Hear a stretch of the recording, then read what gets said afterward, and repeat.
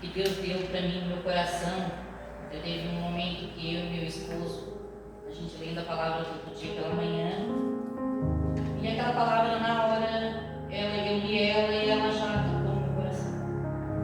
E eu quis trazer essa palavra hoje, porque é uma palavra que vai nos ensinar, nos abrir os nossos olhos e nos preparar para que a gente não deixe brechas na nossa vida. No livro de Isaías 39, eu vou ler. Nesse tempo, Baladã, filho de Baladã, rei da Babilônia, enviou cartas e presentes a Ezequias, porque soube que estivera doente e já tinha convalescido. Ezequias se agradou disso e mostrou aos mensageiros a casa do seu tesouro, a prata, o ouro, as especiarias, os óleos finos, todo o seu arsenal e tudo quanto se achava nos seus tesouros. Nenhuma coisa houve em sua casa, nem em todo o seu domínio, que Ezequias não lhe mostrasse. Então, Isaías, o profeta, veio ao rei Ezequias e ele disse: que foi que aqueles homens disseram, e de onde vieram a ti? Respondeu Ezequias: de uma terra longínqua, vieram a mim da Babilônia. Respondeu ele: quem viram em tua casa? Respondeu Ezequias: viram tudo que há na minha casa. Tudo que há na minha casa, coisa nenhuma há nos meus tesouros que eu não lhes mostrasse. Então disse Isaías a Ezequias: ouve a palavra do Senhor. Eis que virão dias em que tudo quanto houver na tua casa, com que tesouraram teus pais até os dias de hoje, será levado para a Babilônia. Não ficará coisa alguma, diz o Senhor. Dos teus próprios filhos que tu gerares, tomarão, para que sejam eunucos no palácio do rei da Babilônia. Então disse Ezequias a Isaías: boa a palavra do Senhor que me dissestes. Pois pensava: haverá paz, segurança nos meus dias. Amém. Quando eu li essa palavra e me despertou que algo aqui estava muito errado. E aí eu comecei a buscar mais sobre o livro de Ezequias, e nos capítulos anteriores, Ezequias ele foi um rei temente a Deus. Ele foi um rei que ele limpou tudo que era idolatria. Ele foi um rei que foi temente a Deus. E nos capítulos anteriores, o Ezequias se deparou doente. E aí, ele ficando doente, o profeta Isaías foi até ele e levou a mensagem do Senhor: que ele preparasse a sua casa, organizasse a sua casa, porque os dias deles eram poucos, ele vinha a falecer. E nesse momento, Ezequias buscou a Deus com toda a sua fé, se prostrou e buscou a Deus, implorou a Deus a sua cura. E como ele era um homem que ele se portou bem diante do Senhor, Deus deu a cura a ele. Deus concedeu, e aí Deus mandou a Isaías: vai lá e diz a ele que eu vou atender a sua oração e a oração dele, que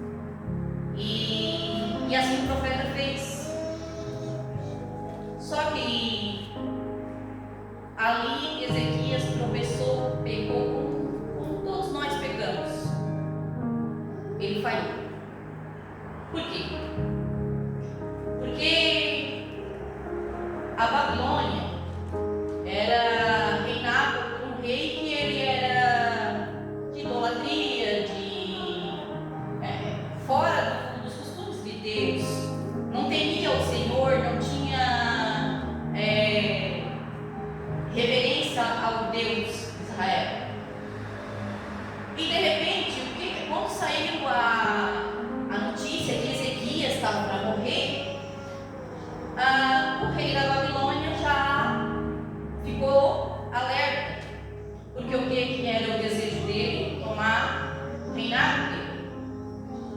Então, acabou que Ezequias melhorou. E aí despertou lá no rei da Babilônia o motivo. Por quê? O que aconteceu? Que ele ia morrer e de repente ele melhorou. Então, ele de má fé, o rei da Babilônia, mandou os mensageiros e levou presentes, cartas para ele. E nesse momento Ezequias se agradou. Ele se agradou do que ele recebeu. O que fica claro aqui para nós é que foi um momento que, como que um homem cheio de fé pode deixar uma brecha de se agradar de presentes babilônicos. Uma terra de pecado, uma terra que queria, na verdade, era tomar o seu reinado. Ele se iludiu. E se vocês olharem e analisar, Ezequias, ele foi lá e mostrou todas as suas riquezas: ouro, prata, especiarias, ouro fino, seu armamento. Ele mostrou tudo, a forma como ele conduzia o exército dele. Então, tipo assim, ele mostrou tudo. Porque ele tratou como um presente que ele recebeu, uma carta, como ele é o meu amiguinho. E aí eu me pergunto assim, como muitas vezes acontece com a gente. No momento de dificuldade dele, que ele estava doente, chorando, lamentando, implorando pelo Senhor, o rei da Babilônia não mandou nada. Ele só mandou depois, quando a cura veio. E às vezes eu me pergunto assim: quantos momentos das nossas vidas a gente está chorando e lamentando e nossos irmãos da fé estão orando junto com a gente, está buscando junto com a gente, está do nosso lado. E o povo da Babilônia não está ali. Mas quando a vitória chega, aí vem o povo da Babilônia e aí a gente se ilude e se deixa ser bajulado e deixa o inimigo entrar dentro da nossa casa. Deixa o inimigo, muitas e muitas vezes as pessoas estão firmes na presença de Deus e às vezes saem da presença de Deus porque teve um amigo, que teve uma influência, ou porque recebeu presentes, ou porque deixou a Babilônia entrar na sua casa. Quando eu digo que deixou entrar na nossa casa, é entrar na nossa casa, no nosso coração, na nossa mente, na nossa intimidade com o Senhor. Aqui ele mostrou tudo o que ele tinha.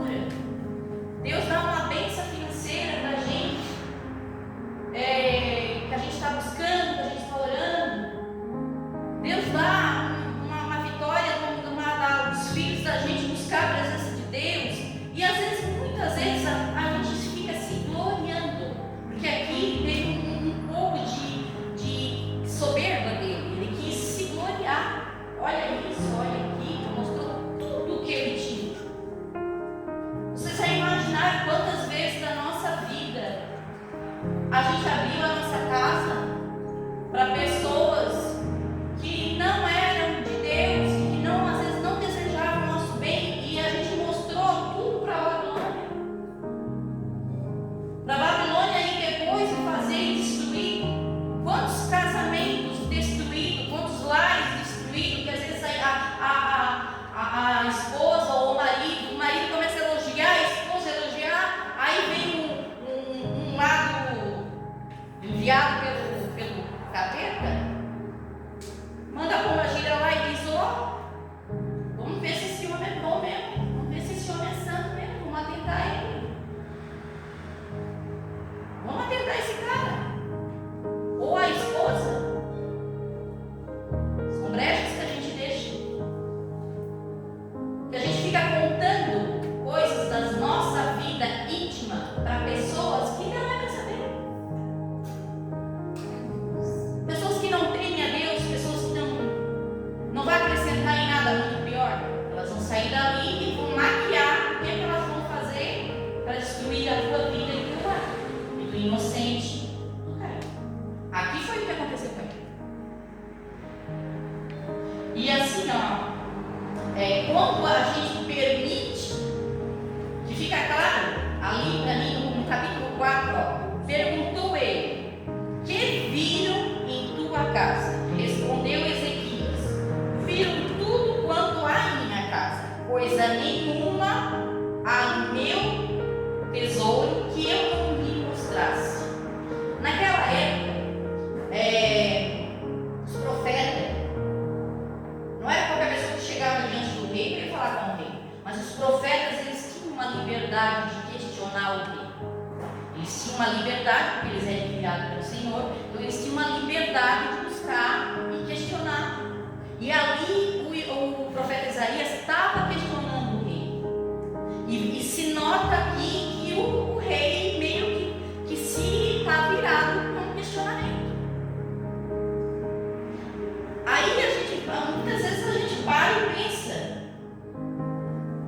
quantas vezes, eu digo almas que já se passaram pela nossa vida e que às vezes a gente questiona: ô irmão, por que não veio? Ô irmão, por que aconteceu? E eles se iram com a gente. Ô irmão, estou preocupado contigo. Ô irmão, olha a nossa companhia. Se iram com a gente. Mas Isaías, no momento do choro, no momento da dor, que ele ia morrer, Isaías estava orando junto com ele. Mas depois, na hora da vitória, Ezequias não quis ouvir. Porque na verdade, eu nem digo que é a culpa dele, mas é que na verdade o inimigo já entrou. Já foi deixada a brecha. Foi abrido a casa. Então, ali, ele se corrompeu, porque ele deixou uma brecha para o inimigo entrar. E a gente faz muito isso, gente. A gente faz coisas que, eu digo, nós, essa pastora, a palavra é para mim também. Muitas vezes a gente ganha um presente, a gente corre e posta. Eu já recebi presentes que eu pensava assim: ó, aí, não estou com vontade de postar, mas se eu não postar, a fulana vai ficar chateada. A gente tem hoje que essa nossa geração, que essa maquininha aqui, celular, ela está empurrando nós de uma forma que a gente não está bem. A gente está expondo a nossa vida, tá? Expondo a nossa família, expondo a nossa fé, expondo para eles manipular a gente da forma que eles querem. Se a gente usasse essa maquininha só para trabalhar e vigiasse o que posta, que a gente coloca aqui diante dos babilônios, vocês acham que não, fulano comprou um carro novo e ele vai lá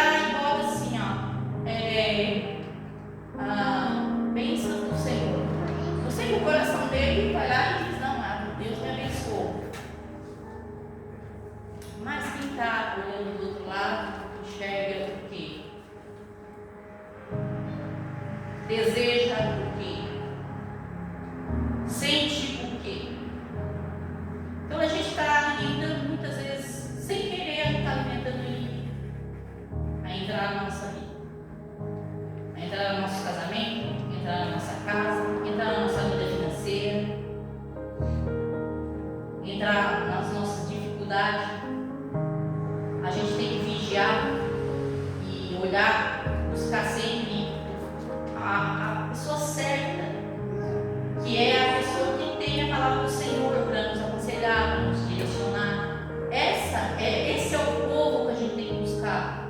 Não é mostrar a nossa vida para o povo da Babilônia. Não é deixar o inimigo entrar na nossa casa. Essa palavra ela falou muito, porque muitas vezes a gente está chorando para pessoas que não merecem nem estar vendo o nosso choro, porque elas não torcem para a gente.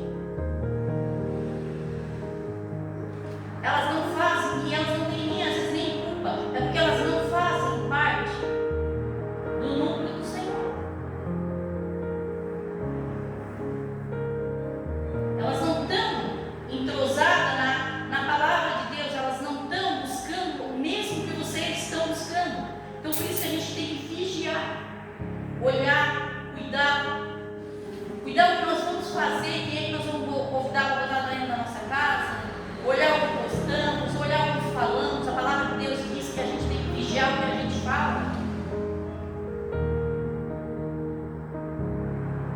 E eu digo uma coisa, aqui Deus se irou, porque Deus deu a cura para ele. Ele foi lá, aqui no versículo 2, Ezequias agradou-se. Ele se agradou. Numa cartinha, um presentinho, ele se agradou. E Deus? Como Deus se sentiu naquele momento?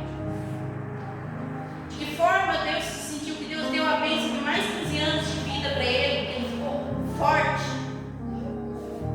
Como Deus se sentiu? Ele mostrava todos os tesouros que Deus deu para ele, porque ele mostrando aqui parece que era tudo dele. Não, foi Deus que deu para ele. Os nossos filhos é Deus que deu para nós. É nosso, é Deus que tem dentro da minha casa, meu marido. É Deus que deu para mim. A sua esposa é Deus que te deu. Como que nós vamos ficar expondo os nossos tesouros para os inimigos? É para os inimigos que nós estamos fazendo isso. Então Deus ali se entristeceu muito e Deus disse a ele que toda a casa dele iria ser tomada e que a Babilônia ia tomar toda a casa dele, todos os tesouros que ele tinha. E ali no versículo 7, que é mais triste ainda e que dói o nosso coração: todos os teus próprios filhos que tu gerares tomarão, e sejam eunucos no palácio da Babilônia. Eunuco, para quem não sabe, é um homem que não pode mais ter filhos.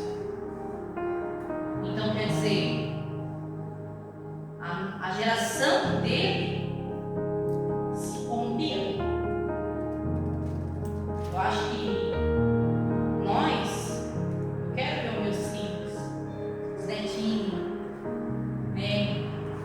Eu quero ver os meus netos, eu quero deixar um legado para minha filha. Para minha filha, um dia ela chegar diante dos meus netos, falar para os meus netos, e meus bisnetos, um dia que eu não estiver aqui. Isso é um legado que a gente tem que deixar para nossos filhos.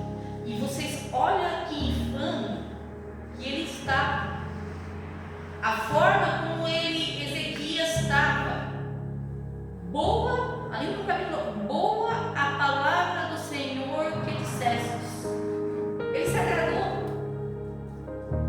Ele se agradou que a maldade, tudo ali, que ele ia perder tudo, ia ser perdido tudo, e os filhos deles também, mas ele se agradou porque não era o reinado dele, entendeu? Isso não vai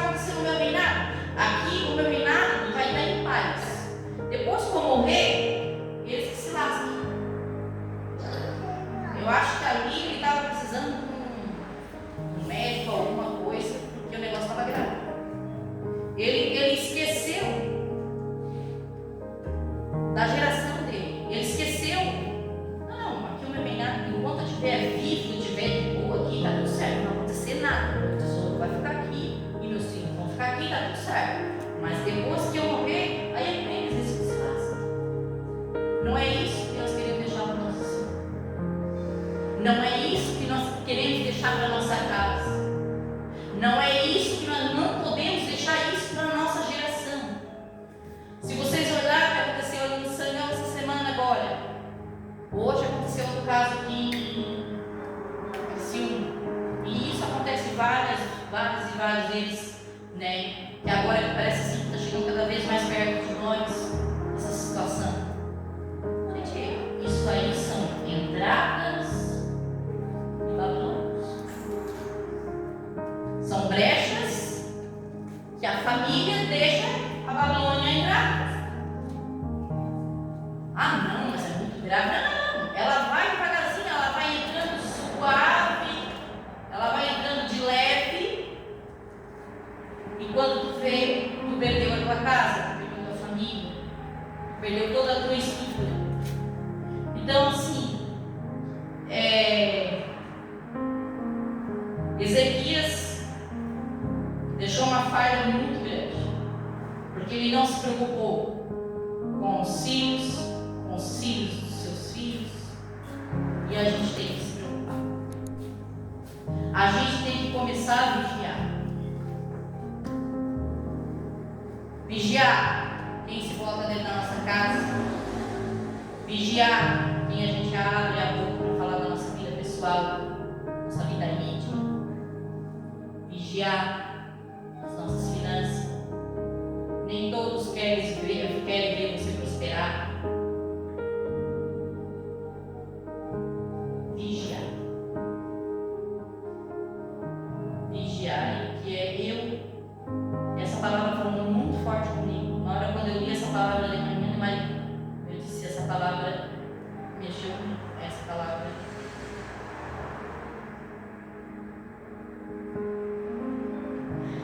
Eu digo uma coisa para vocês: o mundo está cada vez mais difícil. Isso que a gente está vendo, às vezes assusta a gente, mas a tendência é piorar. O que a gente precisa é se posicionar na presença do Senhor e se alegrar na presença do Senhor. As nossas alegrias, elas têm que ser na presença do Senhor. Podemos misturar mais, não podemos mais se alegrar